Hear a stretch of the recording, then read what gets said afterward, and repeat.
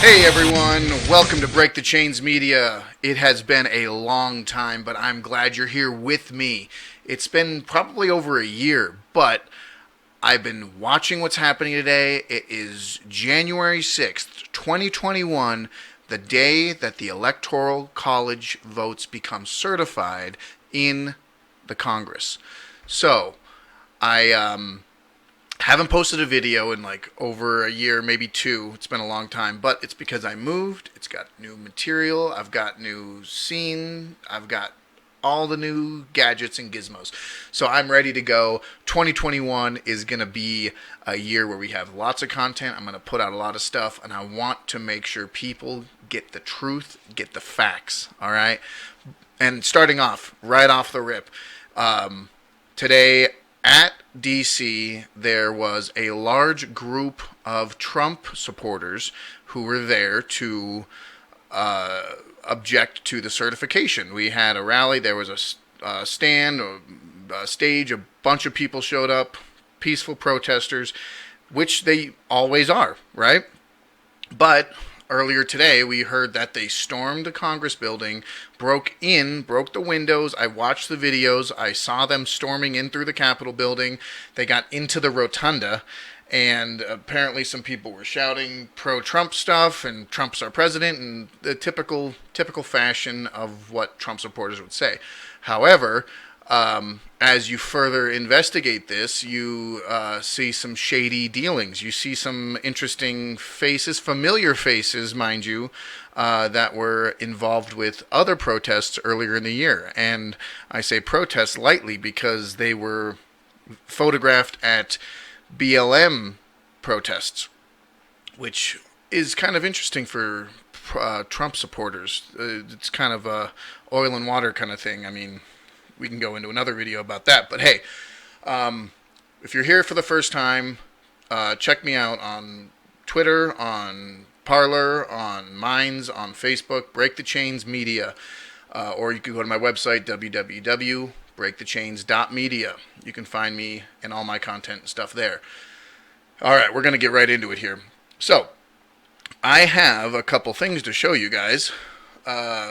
First thing, Paul Sperry, breaking, former FBI agent on the ground at the U.S. Capitol texted him and confirmed that at least one busload of Antifa thugs infiltrated peaceful Trump demonstrators as a part of a late false flag ops. Okay, so that being said, we got to take in consideration what's happening. And then, I've got a couple other things here, but this is another thing that's in the feed here. Oh, we got this guy, right? This guy, photo taken at, this is a BLM rally in June, I believe it is. I have another link to that. But you see him also here in the rotunda with some other Trump supporters, right? We'll break down this photo here in a sec. I got another link to it, but yeah. Here's the really, they have a bus with Antifa on it. That's kind of, I don't know who's paying for it, but I mean, apparently someone is. Yeah, and we got another one here. This is the other photo that I was speaking of. So it's on phillyantifa.org.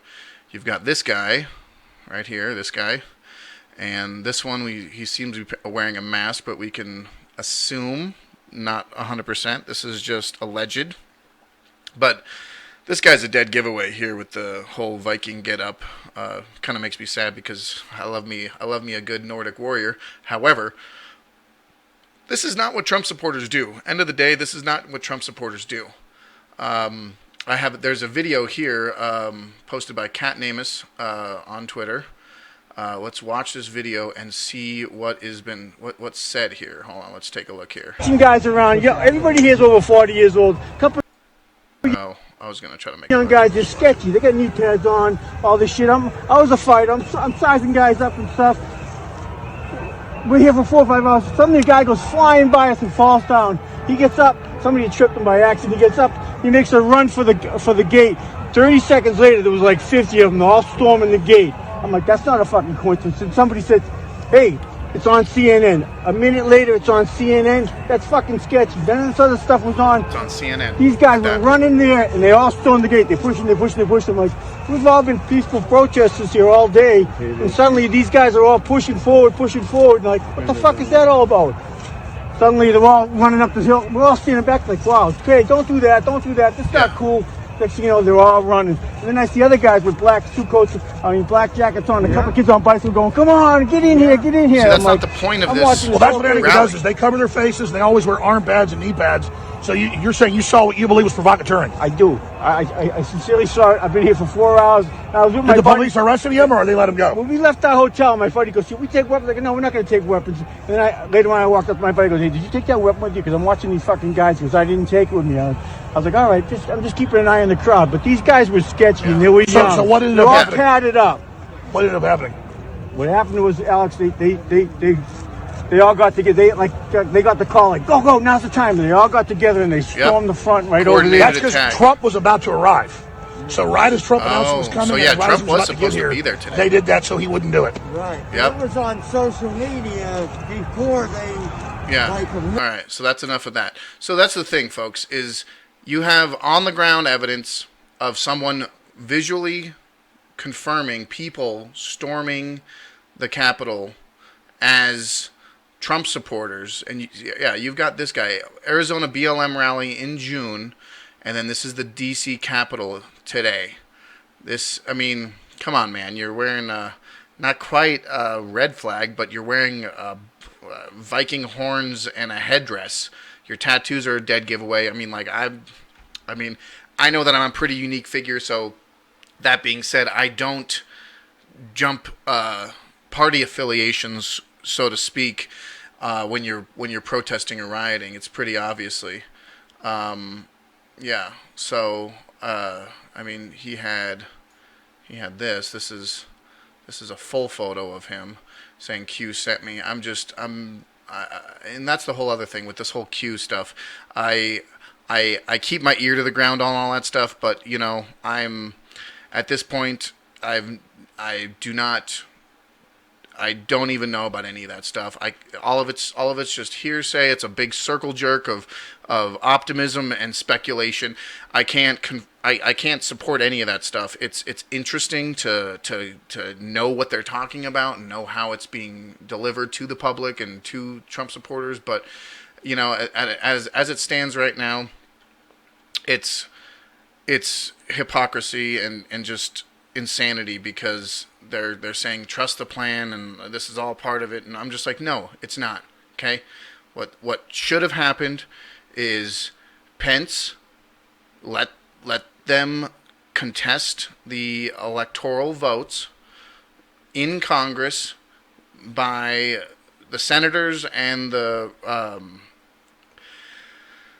people from the representatives and the senators speak their case, speak why they don't want the electoral votes being certified, and this whole rushing of the Capitol, all that stopped what they were doing in the legal and constitutional process.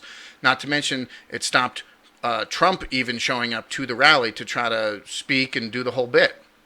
It completely turned upside down. This is not what Trump supporters do. We are never hostile or violent unless something is unless we are being attacked personally. We defend ourselves, but we do not actively fight into, well, not to mention it's federal property, so you're going to be federally charged, so you're going to get felonies for doing all this. That being said, we know that Antifa and Media Matters and all these people that are funded by these left-leaning organizations always have bail set, or not bail set, but they have people and funding to bail them out. And the run-of-the-mill Trump supporter wouldn't do that, knowing, we're not naive enough to think that this wouldn't come with consequences. These far-left Antifa type are going to be the ones to provoke, to stage this, to frame it as though that the Trump supporters are the ones that are violent. The Trump supporters are the ones that are causing a coup. Okay, that's not the case at all. We wanted to do this constitutionally. We wanted to do this within our rights, within the realm of legal matters and reason. With Pence saying what he did say he was going to hear out the case of the electoral discrepancies. But at the end of the day, he seemed like he was kind of leaning against the right to Trump to contest the electoral votes. He has every right to. And now we're in this constitutional crisis. We don't know where it's going to go from here. It looks like it says here, secured after the pro-Trump rally, mob breached the building and forced lockdowns. They'll reconvene tonight to certify the election results. So that's all happening on Twitter. It's just really hard when you have so much disinformation out there, so many people drinking the Kool-Aid of I guess it wouldn't be Kool-Aid, it'd be Q-Laid. It'd be Q-Laid? Is that a thing? Hashtag Q-Laid? But it's, there's so many people thinking that this is all going to happen out and we're going to get a peaceful transition of power to the second Trump administration, okay? I can't see that happening now because this staged agent provocateur event that was not, in my opinion, was not Trump supporters. They were people to frame it as a insurrection, all right? And that's not what we want. We wanted to present the evidence and say, here's all the fraudulent votes and here's all the election shenanigans and everything else. And they didn't get to do that today because all the chaos that happened. That being said, the Biden administration is one of the worst administrations to potentially take office. He is compromised by China. We have substantial amounts of involvement with foreign entities, and if you think that even a Biden presidency would quell the unrest, think about this.